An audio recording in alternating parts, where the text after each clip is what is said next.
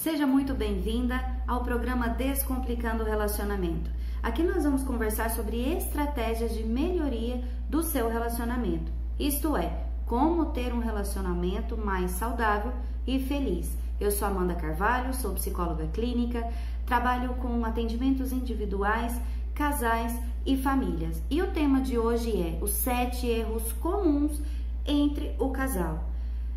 Na observação clínica, eu pude perceber que acontecem alguns erros que são muito recorrentes e esses erros têm desencadeado muitos problemas. Problemas de briga, problemas de não acertar, por mais que às vezes seja um problema pequenininho, as pessoas não conseguem se acertar. Por quê? Porque muitas vezes não sabem como comunicar diante de um problema. Nós temos na clínica muitos casais que procuram a nossa ajuda justamente para isso. Como eu faço, Amanda? O que eu faço para parar de brigar? Eu não aguento mais brigar, eu não aguento mais viver desse jeito. Então a maioria do casal que chega aqui no consultório chega dessa forma: eu não aguento mais viver assim. Ou nós arrumamos uma forma de melhorar isso, ou nós teremos que separar, porque do jeito que tá, não dá mais para ficarmos juntos. Visando essa questão, observando e entendendo um pouco sobre isso, eu fui definindo alguns problemas, alguns erros que acontecem geralmente entre os casais. São erros que eu notei que acontecem na maioria dos casais que chegam aqui para serem atendidos. E o que acontece, Amanda? O que acontece que essas pessoas não conseguem se acertar? O que está acontecendo com a maioria dos casais que não estão conseguindo ter um relacionamento saudável, não estão conseguindo viver de uma forma feliz e o dia a dia tem se tornado insuportável? Com o passar do tempo, com o passar de, às vezes, nem muito tempo, o relacionamento entra na rotina. E quando entramos na rotina, pensamos, tá tudo bem, tá tudo certo. A rotina traz as obrigações. As obrigações trazem as responsabilidades. E essas responsabilidades, elas vão crescendo, crescendo, crescendo na nossa mente. E o casal, quando percebe, ele não está conseguindo mais dialogar. Ele não consegue mais resolver pequenos conflitos do dia a dia. Coisas que pareciam simples. Acontece muito porque quando há o casamento, nós entramos na zona de conforto. Nós temos aquela pessoa todo dia, aquela pessoa faz as mesmas coisas, entramos num comportamento padrão. E o fato de entrarmos no comportamento padrão, ele traz alguns pequenos detalhes que nós vamos deixando de lado. Vamos largando para lá e de repente eu não quero nem falar sobre isso mais. Uma conversa que era para ser algo simples vira uma discussão, porque não sabe resolver, enfim, vai virando uma bola de neve. E esses erros que eu pude perceber, que eu vou colocá-los aqui para você observar se acontece no seu relacionamento. E se acontece, agora você tem a oportunidade de corrigi-lo. Não é fácil. Não vou aqui dizer para você, é só você fazer isso que é assim, assim. Não são fáceis de serem corrigidos. São comportamentos que nós adquirimos, que entramos na rotina de fazer assim, de fazer daquele outro jeito, aí todos os dias a mesma forma. Então nós padronizamos um comportamento e despadronizar esse comportamento não é algo fácil. A nossa mente entra também na zona de conforto e de repente ela sente muita dificuldade em sair dali, em sair daquela situação, ou sair daquela forma de falar. Ou, peraí, eu tenho que ouvir o outro antes de falar? Que conversa é essa? Eu quero falar, eu tô magoada, eu tô chateada, eu tô estressada, eu quero falar. Então vamos lá. O primeiro erro comum entre os casais: não se escutam. Os casais não se escutam, eles querem falar. O homem quer falar, a mulher quer falar, todos querem falar. querem falar do quanto estão magoados, querem falar do quanto aquilo foi ruim, querem julgar, condenar, apontar, jogar a culpa para o outro o tempo todo e geralmente não se escutam. Em alguns casais eu notei que tem uma das partes que até tá tentando falar, tá tentando dizer algo pertinente, tá tentando explicar alguma coisa, mas o outro já está num momento de cegueira, de raiva, de cansaço, que não escuta, já não escuta mais. Então, primeiro passo, ouvir antes de falar. Como assim? É deixar que o outro fale, é respeitar o tempo e o espaço daquela outra pessoa que está ali. Porque aquela pessoa tem muita coisa para dizer em relação ao que aconteceu da parte dela. Porque em uma briga, em uma discussão, sempre há dois lados. E quem vai saber qual lado é de quem? Apenas a pessoa que passou por aquilo. Somente aquela pessoa que sabe o que ela sentiu, sabe o porquê ela falou daquele jeito ou porquê ela teve aquela atitude. E temos que conseguir ouvir. Se conseguirmos dialogar, se conseguirmos ouvir aquela outra pessoa, a probabilidade de começarmos um diálogo no qual pode dar certo, ele já começa a aumentar. Já traz uma possibilidade de começarmos um diálogo no qual pode ser que ele flua, pode ser que ele flua de forma que dê certo de dialogar.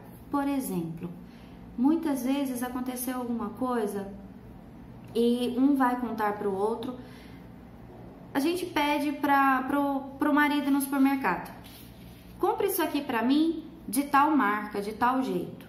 Vou dar um exemplo muito simples para vocês terem uma noção do quanto o simples causa um problema e quando nós trazemos isso para um problema mais sério, o tamanho que vira isso. Um problema pequeno. Vai no supermercado, compra isso e isso para mim. 3 coisas. E o marido, a esposa, vai no supermercado e volta com 2 entregas para aquela pessoa que pediu. No que a pessoa vai pegar, tá faltando uma coisa. Antes de perguntar por que tá faltando uma coisa, já vem dizendo: por que tá faltando isso? Então, tá faltando isso, você não ouviu o que eu te falei? Eu pedi foi isso, isso e isso. E a outra pessoa, às vezes, tenta explicar que não tinha, ou que estava muito caro, ou que não dava para levar naquele momento, ou que simplesmente não tinha aquele produto no supermercado. Mas a outra pessoa, ela não escuta, porque ela quer falar, ela tá com raiva. A pessoa tá com raiva, porque vai faltar aquilo ali para fazer o que ela queria fazer. E no processo de raiva, ela não escuta o outro dizendo: não tinha, não teve como trazer. Ela não escuta. E quando ela não escuta e fala, e quando tá com raiva, quanto mais ela fala, pior fica a situação. Porque geralmente entramos em outros problemas que eu vou trazer para vocês aqui, que acontece também seguindo a briga ou seguindo dessa forma, sem ouvir ou sem escutar o outro, sem prestar atenção ou deixar o outro falar sem interromper. Às vezes é um problema mais sério, que a pessoa tem que discorrer sobre aquele assunto. Olha, eu demorei porque aconteceu isso com fulano, eu tive que passar em tal lugar, aí aconteceu isso, aí nós fomos fazer aquilo. A pessoa tem que discorrer sobre o que aconteceu para que a outra pessoa entenda.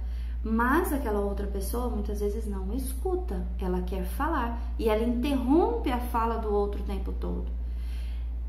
Independente do problema que seja, escute, não interrompa. Permita que o outro finalize aquilo que ele tem para dizer antes de você falar. O outro terminou de explicar: passei isso, fui em tal lugar, tal, tal, tal, aconteceu assim, assim, assim, por isso que eu cheguei. Ou então, não tinha isso no supermercado. O outro terminou de falar, aí sim, nós entramos no segundo ponto, no segundo erro comum entre os casais, que é onde não pensa antes de falar. Não escuta o primeiro erro, não escuta, fala o tempo todo e não deixa que o outro fale. Ok, aí nós entramos no ponto 2.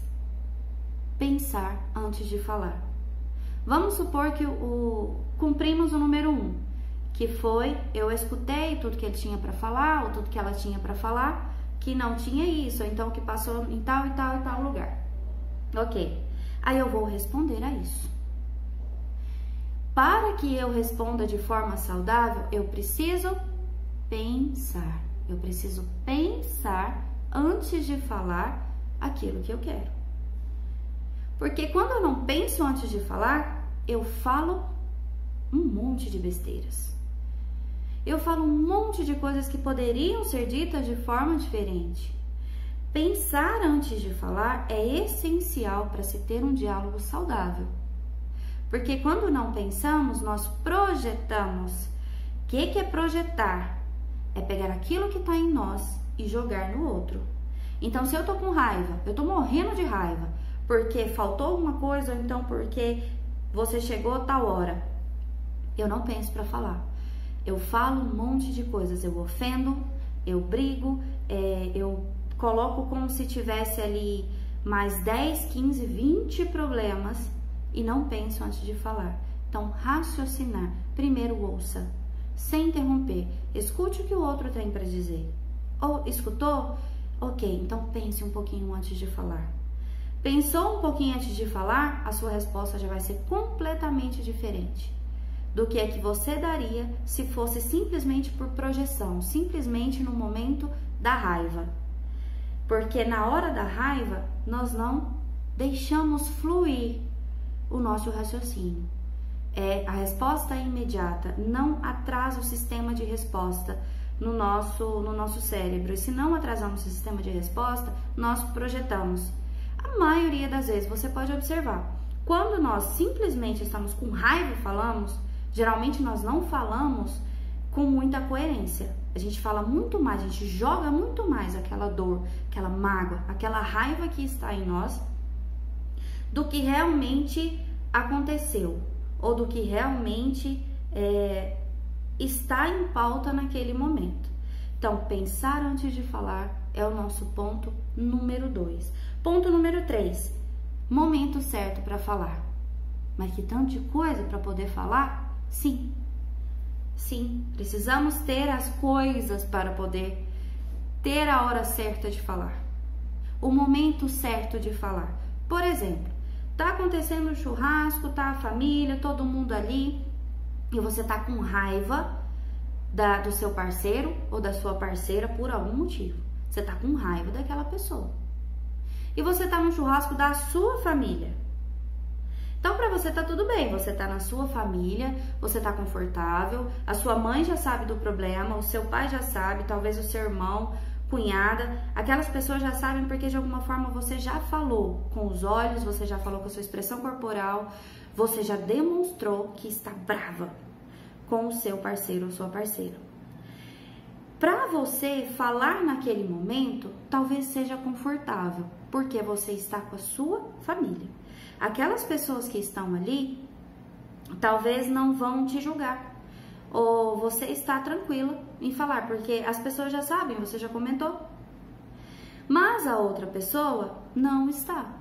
Ela não está nem um pouco confortável em conversar, em falar naquele momento.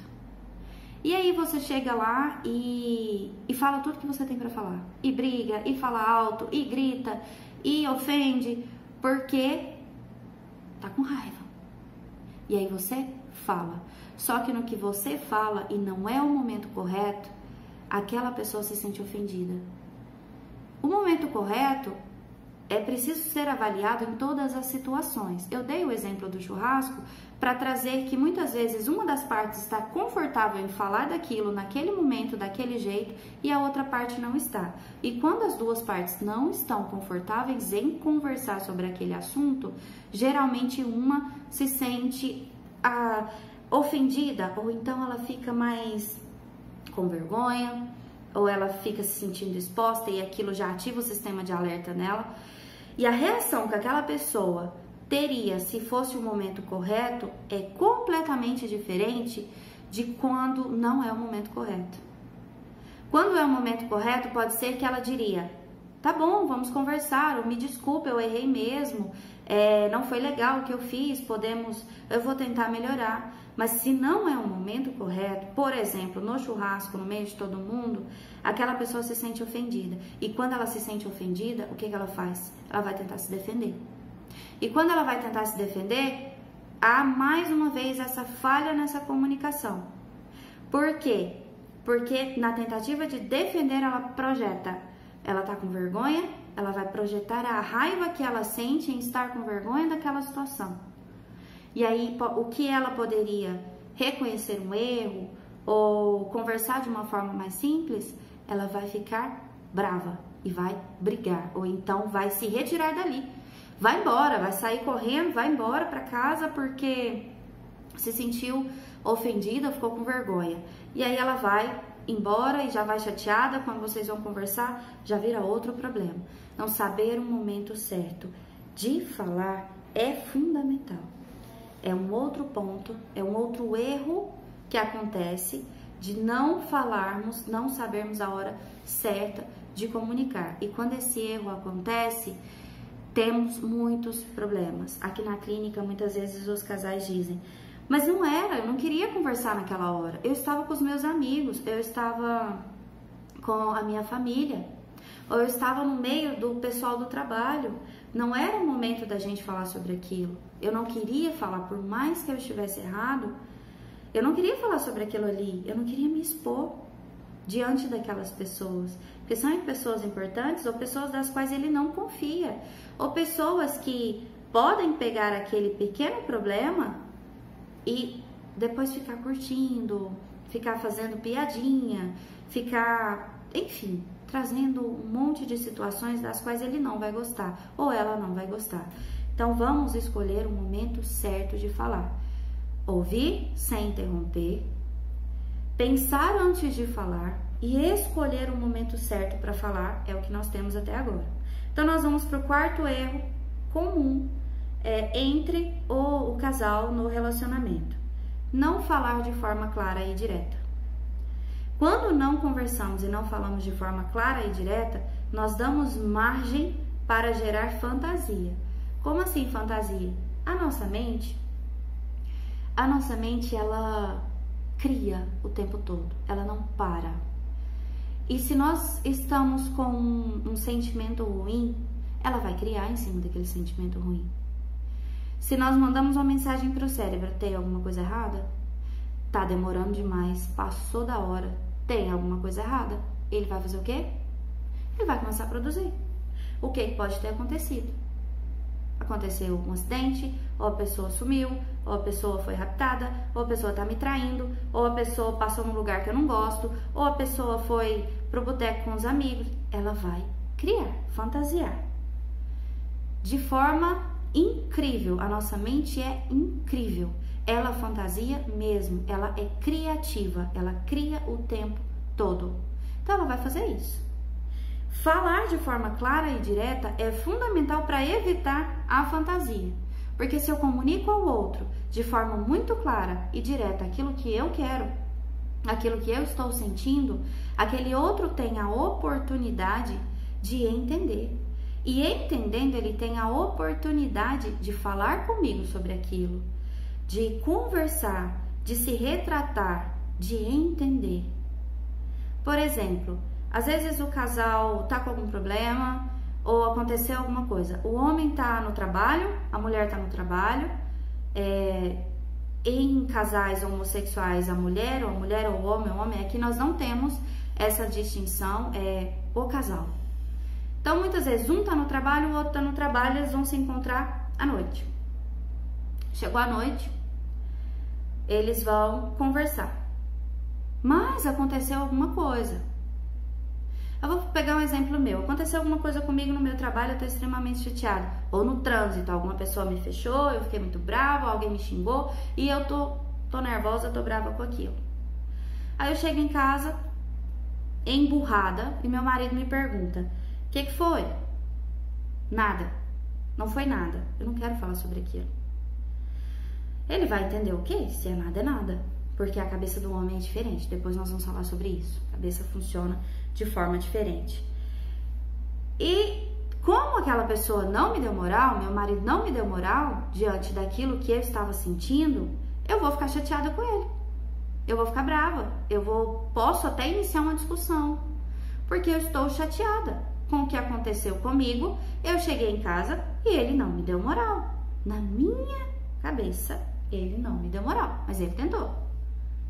Então, quando eu não comunico de forma clara e direta o que está acontecendo, eu posso gerar outro conflito. E nisso eu vou fazendo uma montanha de conflitos. Por exemplo, eu não falei pra ele o que estava acontecendo. Ele falou ok. Falei que não era nada. Ele falou ok. Eu fiquei chateada com ele porque é como se ele não tivesse me escutado. Que na cabeça dele, ele fez a parte dele.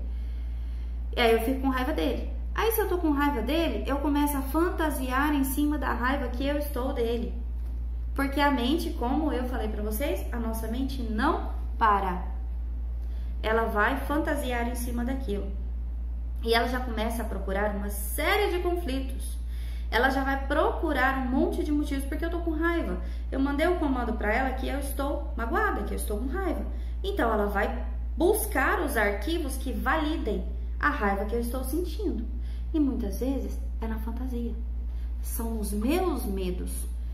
Ele vai buscar nos meus medos tentar validar aquilo que eu estou sentindo. Então é muito importante falar de forma clara e de forma direta.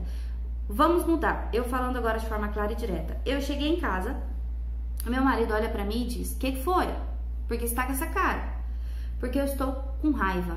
O fulano me fechou, falou um monte de coisa, ou deu tudo errado no trabalho hoje, meu chefe falou isso, falou aquilo, eu estou chateada." Ele vai ser solícito naquele momento, ou então ele vai dizer: "Ah, não fica assim não", da forma dele. Aí é outro momento. O jeito dele de dizer é completamente diferente, talvez do jeito que eu quisesse que ele dissesse. Mas ele vai falar daquele jeito. E aí ele vai falar: "Não fica assim não", ou "acontece mesmo", vai trazer alguma coisa que seja uma frasezinha. Pronto, conflito resolvido. Pode ser que eu vá discorrer sobre aquele assunto por mais 1 hora, até acabar minha raiva, ou pode ser que eu não queira mais falar sobre aquilo, porque ele me deu aquela atenção naquele momento e eu falei, eu verbalizei o que eu estava sentindo, eu verbalizei aquilo que eu queria. Ok? Então, quinto ponto. Qual que é o nosso quinto ponto? Quinto erro comum entre os casais: atacar o outro. Estou com raiva, estou magoada, estou triste, eu vou atacar. Porque quando nós estamos com raiva, automaticamente nós vamos achar que é o outro que é culpado. A nossa mente faz isso. Ela vai tentar projetar aquela raiva e a gente vai atacar. E em uma briga, quando nós atacamos o outro, é o primeiro gatilho para termos uma briga feia. Por quê? Vou dar um exemplo. Se nós chegamos em algum lugar e tem um cachorro, um pitbull lá naquele lugar, ou algum outro animal, alguma outra coisa que reage. Se eu chego num lugar e aquele animal tá quietinho ali, no cantinho dele, eu posso passar devagarzinho, despercebido, talvez ele não me veja, né? Ou então eu posso fazer um carinho, ou então eu posso tentar conversar com ele ali à distância. Pode ser até com uma grade de distância, tem uma grade ali no meio.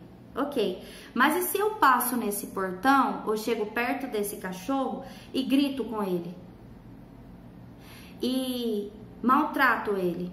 Ou passo algo no portão que faça um barulho imenso, que ele vai levar um susto? O que esse cachorro vai fazer? Pode ser um cachorro desse tamanhozinho, pode ser um cachorro bem grandão. O que automaticamente esse cachorro vai fazer? Ele vai ficar bravo, ele vai latir, ele vai entrar em desespero, sair, e se não tiver um portão, ele vai correr atrás de mim. Por quê? Porque eu ativei nele, eu ataquei, eu ativei nele o sistema dele de defesa. Ele entrou em modo defesa porque eu fiz um barulho muito alto ou eu o ataquei. Automaticamente ele vai se defender. E é assim que acontece entre o casal. quando há o ataque. Se um chega atacando o outro automaticamente é uma defesa normal do ser humano. Quando é atacado, ele vai reagir para se defender, seja verbalmente, seja fisicamente, do jeito que for. Então, se eu ataco o outro, se eu chego dizendo, você é burro, você é ofensas, você é isso, você é aquilo, aquela outra pessoa, por defesa, a mente dela vai falar, faz alguma coisa. O corpo chega a liberar adrenalina, como se fosse entrar, como se tivesse sair correndo dali, como se realmente fosse ser atacado por um animal, por alguma coisa que vai me fazer mal, então eu tenho que sair correndo daqui. E se eu não tenho como sair correndo daqui, o que eu vou fazer? Eu vou atacar de volta. Porque se eu não atacar de volta, eu vou ficar indefeso. Então, erro comum entre os casais, começar atacando. Você é isso, você é aquilo, é você que faz isso, a culpa é sua, porque você é isso. Não ataque o outro. Vamos voltar lá no ponto 1. Vamos começar tentando ouvir, tentando conversar e não atacando. Ponto 6. É um ponto interessantíssimo no qual desperta na outra pessoa um sentimento de invalidez. Porque quando nós generalizamos, então nosso ponto 6 é quando generalizamos, quando o casal vai brigar e generaliza a situação. Como assim, Amanda? Vou te explicar. O que é generalizar? É quando eu pego um problema e coloco a pessoa como se ela fizesse aquilo o tempo todo. Por exemplo, lembra do supermercado? Vou pegar o mesmo exemplo.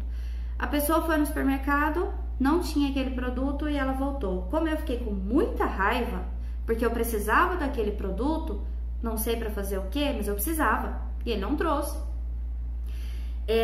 Eu viro para outra pessoa e falo assim, você faz isso toda vez é assim, você sempre faz, sempre falta alguma coisa. Porque eu fiquei com raiva, eu generalizo.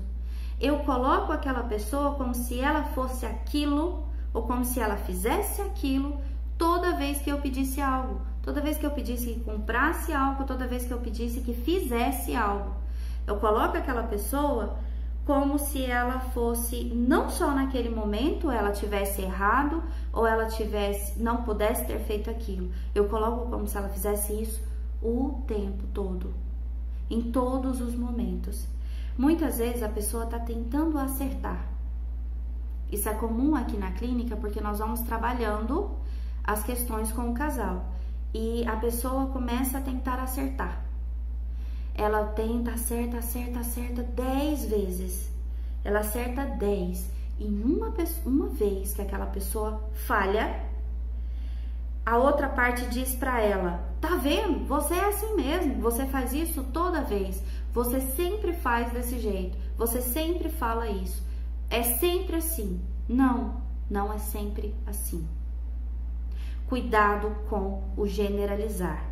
Ele traz muitos conflitos, muito problema e desestimula. É um dos pontos que mais desestimula o casal em um diálogo, porque a pessoa às vezes está tentando, a gente fez o ponto 1, ouviu, a gente pensou antes de falar, escolheu o momento, falou de forma clara, não atacou, mas generalizou. Tá vendo? Você faz isso toda vez. É assim toda vez.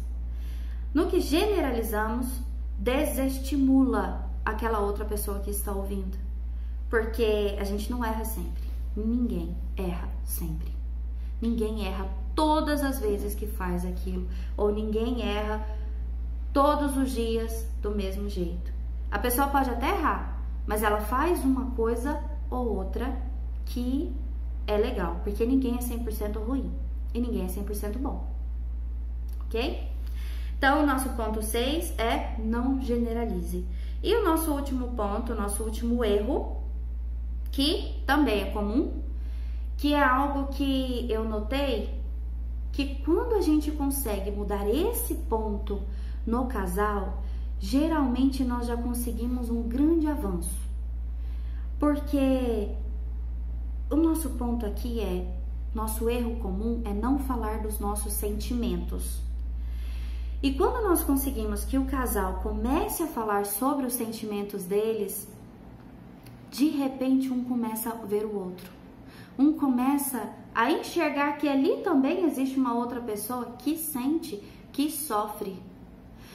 Outro exemplo, quando entra numa briga ou quando acontece alguma coisa que você não gosta de jeito nenhum, ao invés de atacar, de generalizar, tenta fazer assim: fulano, fulana, você já se colocou no meu lugar? E se fosse você na minha situação?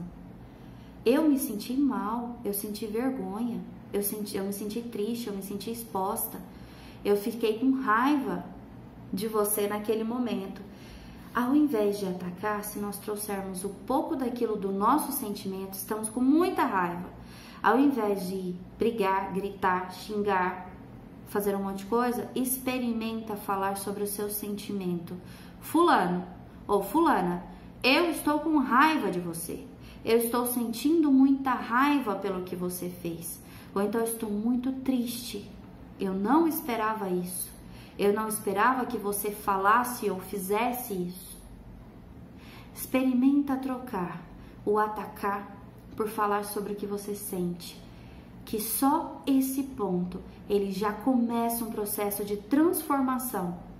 Porque quando o outro sabe que aquilo que ele está fazendo nos deixa triste, nos deixa magoada ou nos faz acessar um momento muito ruim que talvez nós já tenhamos vivido ou algo do tipo, aquela pessoa da próxima vez que ela for fazer aquilo, por mais que ela faça, ela vai fazer consciente. Ela sabe que aquilo te faz mal, então ela sabe que você vai ficar triste. Então você deixa a pessoa consciente daquilo que você sente. É importantíssimo falarmos sobre aquilo que nós estamos sentindo ou aquilo que sentimos em cada momento, não só nos momentos das brigas. É validar também nos momentos bons, de falar sobre aquela pessoa: olha, eu gosto muito de você, é muito bom estar com você. Ok? Combinado?